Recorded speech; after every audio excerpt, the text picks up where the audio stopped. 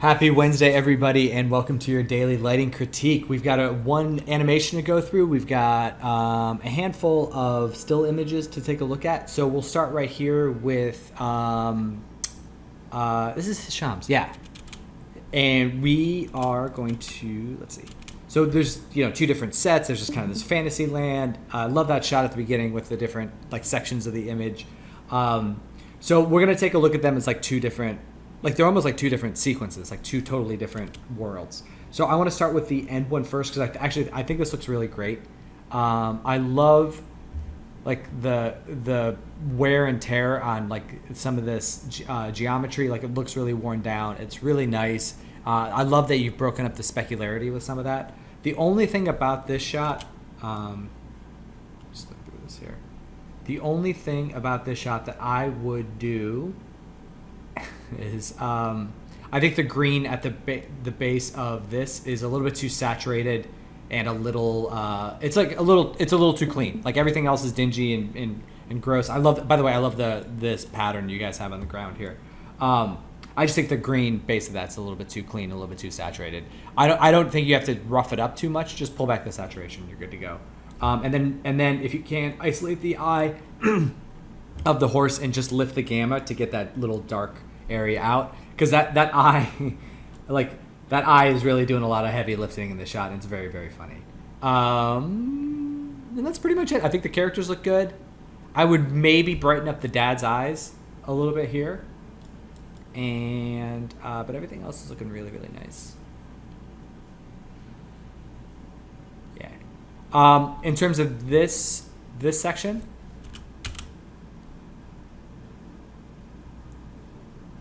so these glowing glasses, I don't know if we saw them before as glowing. I can't remember. But the one thing that you really want is you want more influence from them on the face. You want to feel that glow coming back on the cheeks and stuff. You really want to integrate that. And then same thing when it gets up to the hair. We want to see a greenish glow up there. And then I love the overall look of it. There's a funny thing that happens though. So right now there's kind of a wash that's over top of everything, and but when we go to this shot, he's very much in the wash right now, and then we go to this shot and the background is now a richer black versus what we're seeing here in the foreground.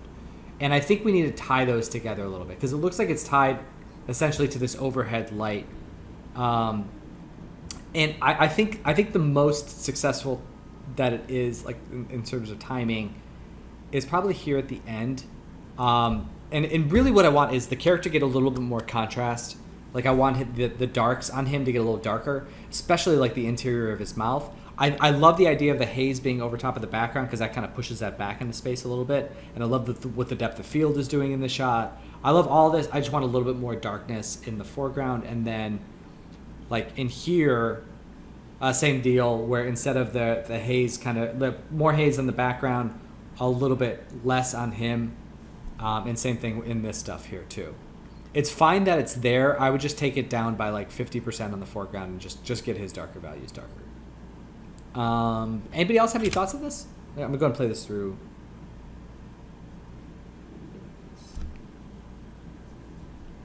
The only thing I noticed, realism-wise, at the head of the sequence, and then here too, none of the arcade screens move, and I get it's not an animation course, it's not, it's strictly lighting, but I'm wondering if, just even finding footage of Space Invaders and comping that in on that poly, something, I don't know, it seems kind of weird that there's nothing moving on any of the screens, or even just flashing or something, I don't know. That's very, very smart. And I think that even just adding a little animation to these guys too, make the dials just, I don't know, whatever they do. Just make them move a little bit. I didn't notice those ones, yeah. Yeah, I know. And it was I only went there because you said head of the shot, and I was oh yeah, I'm just going up there. And it's fine here because you don't really notice them, but I totally, totally agree. And it would be very, very easy to get footage of Space Invaders because obviously we have the still here. And I get that it looks like the background's locked off in a bunch of these frames. But yeah, totally. Go to YouTube. You can, I'm just going to look right now. You can go YouTube, space invaders. You can just download this. Whoa. This ad is what you're going to want to download for sure. In 3, 2, 1. This critique is sponsored. This critique is now sponsored by Pepsi and Liberty Mutual Insurance. So they just got free ads. Damn them. But basically, you could just take some of this, download it, comp it, pop it in there, and call it a day. But yeah, that would totally make a very big difference. Because it, like Pac-Man, I don't know the game on the right, but yeah, just having that stuff kind of ambiently moving, it just add a lot of life to the scene. Great thought, Aaron. If you can do that, great. And like, but if there's a time limit or a technical hurdle on that, that's fine too. Do you think the hair on the dad needs a little bit of work? It looks a little flat. At least, like I'm looking at my phone screen, but compared to like the character that's on the rocking horse thing, because the dad, it almost feels plastic, and everybody else's hair feels a bit more textured. He does have a little bit of a bump in there, and I think that's working out well. But what Diana has talked about in the past, which I think is a really great technique with hair like this, is to take a noise and directionally blur it in the direction of the hair groom itself, and then put that into the specular map or the roughness map, and just kind of break it up a little bit that way. And I think that's a really smart way of handling abstract hair like that. So that's something to consider too. That's a great idea, Kat. Okay, cool. Let's hop on over into our stills. But overall, this is a really fun project, man. It's looking great. All right, Kat, we've got two. We've got two. Basically, I'm just checking the light in the background. So the light covers the red. I don't like the red as much as the orange. I don't either. I think the orange feels, because anytime that you have, like, this feels like red. Like if I color pick this, this feels like it would be like 100% red. Why am I failing to find the color picker? Did you ever have that, like, where your brain just goes completely numb? And there it is. Jeez Louise. So like if I just pick this and then I open this, like you can see it's literally like 255-4-1. This is almost entirely purely red versus this other one that's, a little bit, and like any time. Why is that? 25-104. Yeah, like that feels a little bit more like natural to me. That it would be a little bit off, but like that's believable as casting red light. The other thing I wanted to point out with this was the door back here. Like that door is better. I don't know why it's different between the two, but you see how there's like more specularity, and it's like getting that little lip right there. Like try and get more of that. Okay. The other quick question I had is, so I'm still kind of tweaking with the white and the red balance on her, and when I lowered the white balance, her forearm, the one that's down, when I was putting the whites on it, it was making the forearm like a completely different color, and you can kind of see it, but I negated some of it because this? I guess how the spec is. Yeah. And I checked the texture, I checked the normals. I don't know what to do on that, because it's the same texture as the rest of her skin, but for some reason, unless I can maybe make more of like a spotlight that's just on her back and it blocks out the. Well, before this is a little bit of a problem with the way that we work, which is focusing on an individual frame. Before you do that, make sure like go around a few frames around it and make sure it's not just that angle at that one frame, because it could just be the way she has her. Let's see, I'm over here. The way that she has her own positioned. It went through like 4 frames. Okay, well that's. And it was really bright when I originally found it. So I was like, I couldn't hide it. Is there is there a specular map on her that breaks it up a little bit? Or is it all just like a solid specular value? Do you know? I can go in and check. I mean, I have a texture on her, and I think it is in the spec area, but I can go double check. You know what, too? We're kind of seeing it in her abdomen here. I wonder if that's from a light that just has a lot. So it's the overhead lights, and I can turn those off and it goes away, but it's the angle though. Now they're kind of like weird area lights just because I've been changing stuff so much. I think maybe if I switch it to a spotlight and maybe a little bit better, that might make a difference. I don't know. Or maybe just angle it a little bit forward, because it's what it is. It's hitting and giving specularity in some areas, and then it's just like a really hard line. Maybe just increasing the radius of it and softening that edge of it a little bit. You try that too, because this is. I mean, it's fine to have these different specular values because light is hitting one that's not hitting the other or something. But what you don't want is that hard line transition between the two. Yeah. Okay. I'll mess with the light then. I might just turn it into a regular spotlight. Yeah. So. Okay. Yeah. Cool. That was it. So, the keeper and fix the door. Got it. Great. Good job. Thank you. You're welcome. All right, Nicole. I'll do yours next, and then Ruby will get you. So this was Nicole's submission for the first Power of Light challenge. I love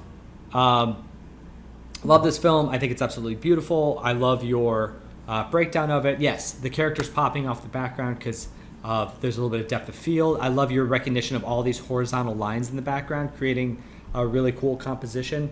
You hit on the specularity on his skin and on his nose and on his lip. It's so good. Also, the warmth of the character over the green is allowing him to pop forward a little bit. And then just like the general depth of field stuff. But the big thing about this shot is just the shaping of it overall. Like, I love, like, we don't see the window, but we know it's off to the screen right side. There's just something, there's something so tactile about all the textures in this. The felt of his hat, the material on his sweater, his skin, it all feels very squeezable, I guess. I don't have a better word than that. But it's really, really beautiful, and it's just like, and they've also got all of the little things that we talk about with our character lighting, like, you know, you've got the eye ding coming up over here, you've got the inverse of the the light coming in from the screen right. There's a concave iris that bumps in, so the screen left side of it gets brighter, the screen right side of it gets darker. They chose to put the eye ding up here on the between the iris and sclera. I usually like it down here. Total personal artist preference on that, but just really, really beautiful stuff all the way around. Watch this movie if you haven't yet. It's really fantastic and really beautiful. All right, Ruby, are you able? How's your microphone doing today? Are you good? Oh no, it's still not working. I don't think. We'll get it fixed one of these days. We need to. Okay, hey, there you go. You're doing great. I like that. That's a strong entrance. So great. Okay, cool.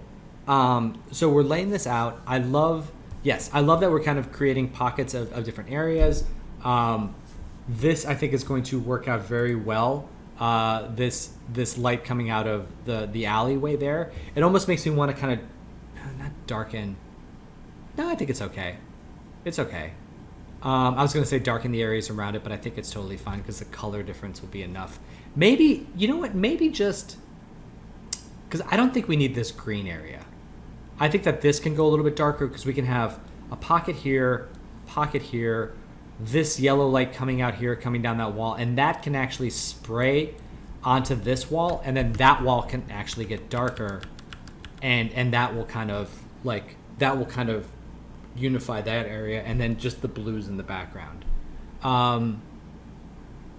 Yeah, the ground looks a lot better too. Did you add displacement there? It looks great. It's very, very good. It's nice because we're up high enough with the camera angle that if we were lower, you might start to see some issues, but like we're up high enough where it just feels really, really nice. The one thing that you want to do with the ground too, and I don't have the reference, let me see if I can grab the reference real quick because it may or may not be in there, but one of the things that I really, really like to do with the ground is make sure, like, you can kind of see there's like specularity in there because these stones get like humidity in the air, they get wet, cars drive over them, whatever happens, but like there's always moisture in them and they always pick up a little specularity. And it would be great to do that. I mean, sometimes that happens in larger chunks, like there's like a wet stain almost on some of them. But just make sure you're pushing specularity in there. And then, yeah. So that, and then, yeah. So what I'm looking at, and sorry, I'm just kind of rambling now. But the thing that I want to do now, and I think that should be our next area of focus, between the specularity and the ground is really trying to lay out the lightness and darkness going on throughout the image, because right now it's pretty consistent. Like there's just kind of light throughout the whole alleyway and going into the back. I want to find pockets of darkness within here so that we can really kind of like look at individual. It's almost like little vignettes of scenes going around in the scene. The way that this has some, there's some like this area gets a little bit dark in here, which allows us to focus here and here. And then just finding those opportunities to create a little bit of darkness in there to kind of allow us to focus around certain areas. And then we'll start to look dev having some kind of glowy diffusion in there as well. Because I think that normally I wouldn't introduce that this early in a shot, but it really, really plays such a definitive role in the look of this that I think it would be good to start adding it. And notice how much it builds up over space. Like there's no kind of haziness in this immediate foreground, and then as we go back it gets stronger and stronger and stronger. I was about to ask you if you have any questions, but do you have any hand gesture related questions that you could communicate? No, you're good. Okay, but this is looking, yeah, this is coming along well. I just think that, yeah, to recap, specularity on the ground. Let's turn off these lights to allow this wall to get a little darker. That will allow that light to hit there and be a little bit more substantial. Cool with like this area in the foreground and this area in the foreground can get these nice saturated colors with a little bit of darkness in between them maybe, and then with some darkness in here it'll allow this back area to kind of be a little bit brighter, and that'll be good too. So yeah, I think it's coming together well. Just do more. Just keep going. You got this. All right. And last up for today, we have Sunny. Oh, by the way, does anybody else have any thoughts on rubies before I move on? All right, cool. All right, Sunny, next up. I did the mistake. Photoshop drives me crazy when I like pull something out of it and then you got to put it back and it moves to the end of the line. Ugh. All right, there we go. So, update from yesterday. Ooh, that looks a lot better. Yeah, that dark value is playing in there really nicely. Just getting back and squinting at it. There is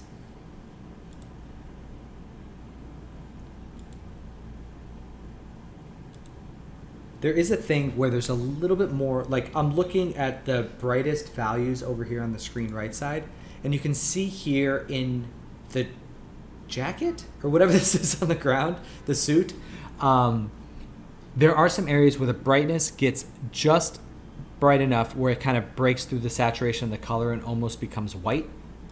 Over here, I think that the brightest points still retain that saturated value. So I think the brights can go just a little bit brighter on that side. But that being said, totally nitpicky, and in a shot that's really just meant to be practice so you can get used to matching reference and taking notes and stuff.